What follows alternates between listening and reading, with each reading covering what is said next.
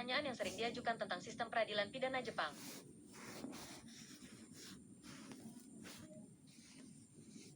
Di Jepang, siapa yang memutuskan apakah penangkapan atau penahanan akan diberikan? Dan apa persyaratan untuk menangkap atau menahan seseorang? Seorang tersangka dapat ditangkap hanya jika ada kemungkinan alasan untuk menduga bahwa dia telah melakukan kejahatan, kecuali dalam kasus-kasus seperti menangkap seseorang dalam tindakan melakukan kejahatan.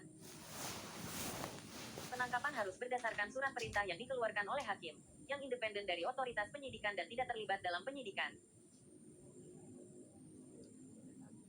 Seorang tersangka dapat ditahan, atas permintaan jaksa, untuk jangka waktu hingga 10 hari dalam setiap kasus hanya jika hakim independen menemukan bahwa ada kemungkinan alasan untuk mencurigai bahwa orang tersebut telah melakukan kejahatan dan ada risiko menyembunyikannya, atau menghancurkan bukti kejahatan atau melarikan diri dari keadilan.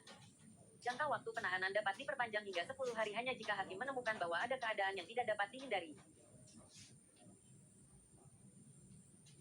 Jika seseorang diduga telah melakukan banyak kejahatan, tersangka dapat ditangkap dan ditahan sehubungan dengan masing-masing kejahatan tersebut jika hakim mengeluarkan surat perintah untuk mengakui perlunya penangkapan dan penahanan untuk memastikan penyelidikan yang memadai sambil mencegah terjadinya kejahatan. Tersangka dari melarikan diri dari keadilan atau menyembunyikan atau menghancurkan bukti kejahatan. Akibatnya, tersangka dapat terus ditahan.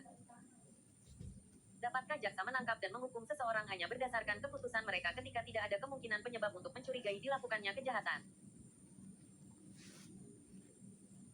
Kecuali dalam kasus-kasus seperti ketika seseorang telah ditangkap dalam tindakan melakukan kejahatan, otoritas investigasi seperti polisi dan jaksa tidak memiliki kekuatan untuk menahan tersangka kecuali hakim independen yang tidak terlibat dalam penyelidikan mengeluarkan surat perintah. Hakim dapat mengeluarkan surat perintah tersebut berdasarkan temuannya sendiri bahwa ada kemungkinan alasan untuk mencurigai bahwa orang tersebut telah melakukan kejahatan tertentu, dan ada risiko tersangka menyembunyikan atau menghilangkan barang bukti atau melarikan diri dari keadilan. Praktek yang mapan dari KUHP adalah bahwa, di bawah prosedur konferensi pra-persidangan, jaksa harus mengungkapkan kepada terdakwa bukti yang diperlukan untuk pembelaan mereka, termasuk daftar barang bukti yang dimiliki jaksa dan bukti yang relevan dengan argumen yang dibuat oleh terdakwa. Di samping alat bukti yang diminta oleh jaksa untuk diperiksa di persidangan. Pasal 82 Konstitusi Jepang menetapkan bahwa pengadilan harus dilakukan secara terbuka. Artinya, kegiatan litigasi para pihak yang terlibat, termasuk penuntutan kasus dan pembentukan pembuktian, dapat diamati oleh siapa saja. Pengadilan memeriksa sepenuhnya tidak hanya tuduhan yang diajukan oleh jaksa, yang menanggung beban pembuktian, tetapi juga argumen dan bukti yang diajukan oleh para terdakwa, dan membuat keputusan dari sudut pandang yang adil dan independen. Pengadilan juga harus memberikan alasan putusannya dalam putusan tertulis agar putusan tersebut dapat ditinjau kembali di kemudian hari. Singkatnya, di bawah proses pidana Jepang, jaksa tidak dapat menangkap atau menghukum siapapun hanya berdasarkan keputusan mereka sendiri ketika tidak ada kemungkinan penyebab untuk mencurigai bahwa suatu kejahatan telah dilakukan. Bukankah adil untuk menggambarkan sistem peradilan pidana Jepang sebagai sistem keadilan sandera?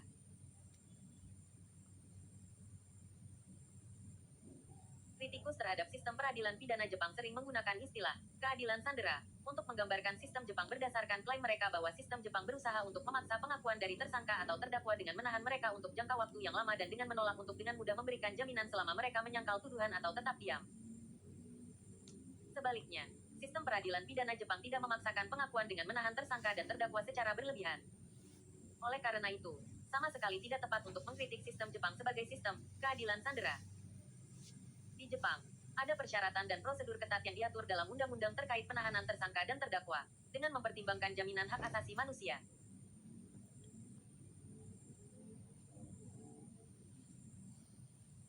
Untuk lebih spesifik, di bawah hukum pidana Jepang, penahanan tersangka tunduk pada pemeriksaan oleh hakim independen dari otoritas investigasi, dan penahanan tersebut hanya dapat disetujui bila ada kemungkinan alasan untuk mencurigai bahwa orang tersebut telah melakukan kejahatan, dan bahwa ada risiko tersangka menyembunyikan atau memusnahkan bukti kejahatan atau melarikan diri dari keadilan.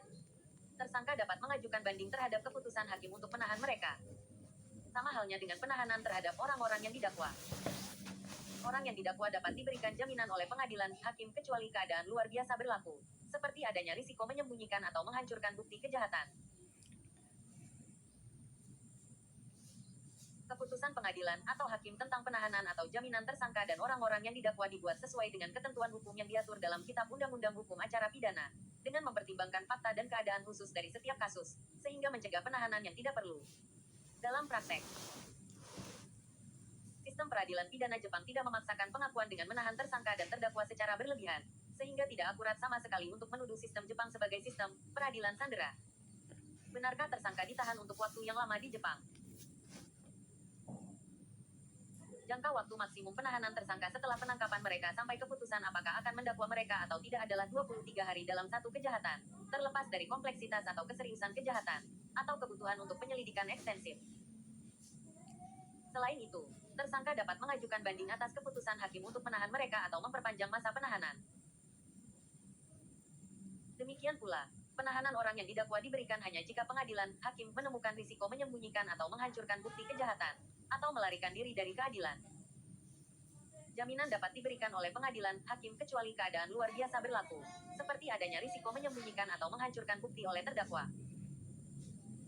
Singkatnya, tersangka dan terdakwa akan ditahan hanya untuk jangka waktu yang diperlukan dan wajar di bawah proses pidana Jepang. Apa yang dimaksud dengan asas praduga tidak bersalah? Bukankah merupakan pelanggaran prinsip ini jika seseorang ditahan untuk waktu yang lama melalui penangkapan dan penahanan yang berulang-ulang? Yang dimaksud dengan asas praduga tidak bersalah, berarti bahwa tidak seorang pun dapat dianggap bersalah atas suatu kejahatan sampai ia dinyatakan bersalah dalam persidangan oleh pengadilan. Di bawah sistem peradilan pidana Jepang, pengadilan akan memberikan keputusan tidak bersalah dan membebaskan terdakwa dari tuduhan kecuali jika jaksa membuktikan tanpa keraguan bahwa terdakwa telah melakukan kejahatan yang didakwakan kepadanya. Hal ini dikenal dengan beban pembuktian yang dibebankan kepada jaksa. Asas praduga tak bersalah membebankan beban pembuktian kepada jaksa untuk membuktikan di pengadilan bahwa terdakwalah yang melakukan kejahatan.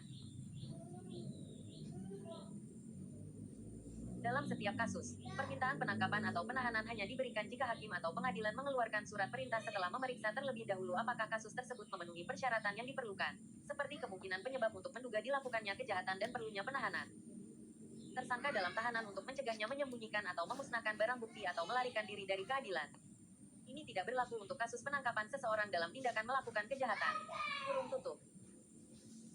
Singkatnya, asas praduga tidak bersalah tidak memiliki relevansi langsung dengan penangkapan atau penahanan tersangka terdakwa dalam kasus tertentu. Dengan kata lain, sama sekali tidak tepat untuk menyatakan bahwa menahan tersangka atau terdakwa bertentangan dengan asas praduga tak bersalah. Benarkah di Jepang, penekanan yang berlebihan diberikan pada pentingnya pengakuan dosa? Langkah-langkah apa yang ada untuk mencegah otoritas investigasi melakukan interogasi yang terlalu lama atau secara paksa mengekstraksi pengakuan? Berdasarkan pasal 38 Konstitusi Jepang, tidak ada orang yang dipaksa untuk bersaksi melawan dirinya sendiri, atau pengakuan yang dipaksakan tidak boleh digunakan sebagai bukti. Pengadilan, yang independen dari otoritas investigasi, yang menentukan apakah pengakuan telah dibuat secara sukarela atau tidak. Tersangka juga memiliki hak untuk diam dan hak untuk berkonsultasi dengan pengacara tanpa kehadiran orang lain. Dalam kasus-kasus tertentu, rekaman audio dan video interogasi tersangka adalah wajib. Bahkan jika tidak wajib, jaksa melakukan rekaman audio dan video interogasi dalam banyak kasus. Dengan demikian, ada langkah-langkah untuk memastikan interogasi yang tepat oleh otoritas investigasi. Oleh karena itu, pengakuan dosa di Jepang tidaklah terlalu penting. Mengapa pengacara tidak diperbolehkan hadir selama interogasi tersangka? Interogasi terhadap tersangka harus dilakukan secara adil dan wajar. Pasal 38 Konstitusi menetapkan, tidak seorang pun dapat dipaksa untuk bersaksi melawan dirinya sendiri, dan pengakuan yang dibuat di bawah paksaan atau setelah penangkapan atau penahanan yang berkepanjangan tidak boleh diakui sebagai bukti. Konstitusi lebih lanjut menetapkan, tidak seorang pun dapat dihukum atau dihukum dalam kasus di mana satu-satunya bukti yang memberatkannya adalah pengakuannya sendiri. Dalam persidangan yang sebenarnya, ada kasus-kasus di mana pengakuan tidak diakui sebagai bukti berdasarkan keputusan pengadilan yang meragukan apakah pengakuan itu dibuat secara sukarela atau tidak. Di Jepang, berbagai langkah diambil untuk memastikan interogasi dilakukan dengan benar dan sah. Misalnya, tersangka berhak untuk diam dan berkonsultasi dengan pengacara tanpa kehadiran pejabat pemerintah. Rekaman audio dan video dari proses interogasi juga membantu untuk memastikan bahwa interogasi dilakukan dengan benar dan sah, karena memungkinkan tinjauan eks post interogasi. Isu-isu termasuk apakah akan mengizinkan kehadiran pengacara selama interogasi dibahas selama hampir 3 tahun di Dewan Legislatif, sebuah badan penasihat yang terdiri dari profesional hukum pidana, praktisi hukum dan ahli lainnya. Selama diskusi, beberapa anggota Dewan menyatakan keprihatinan bahwa jika kehadiran pengacara selama interogasi diberikan, akan sulit untuk menemukan kebenaran kasus karena sulitnya mendapatkan pernyataan yang memadai dari para tersangka, yang secara signifikan akan merusak fungsi interogasi. Mempertimbangkan kekhawatiran tersebut, para ahli tersebut memperingatkan bahwa memberikan kehadiran pengacara selama interogasi tidak akan didukung oleh korban kejahatan atau orang-orang Jepang, yang sangat menuntut agar kebenaran suatu kasus ditemukan. Akibatnya, diputuskan untuk tidak mengizinkan kehadiran pengacara selama interogasi. Setelah diskusi ini, diputuskan juga untuk memperkenalkan rekaman audio dan video interogasi sebagai langkah untuk memastikan interogasi yang adil dan tepat. Lembaga Anak Indonesia. Email, laskartanimerahputih@gmail.